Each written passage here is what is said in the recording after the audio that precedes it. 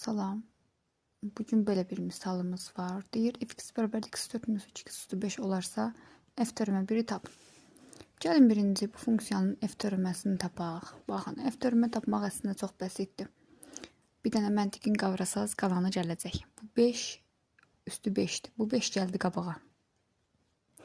Oldu x üstü 4 minus 2x.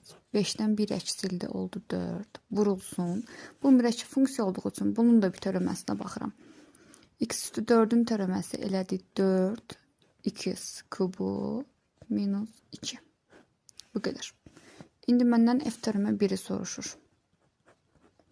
Sadələşdirməyimə gərək yoxdur 1'i hesablayacağım deyə. 1 üstü 4 çıxılsın 2 vur 1 üstü 4 vurulsun.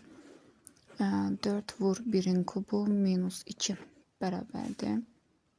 5 vur 1 çıxılsın 2 üstü 4 mənfi 1 üstü 4 vurulsun. 4'dən ikisini də çıxanda qalır 2 bərabərdir 10.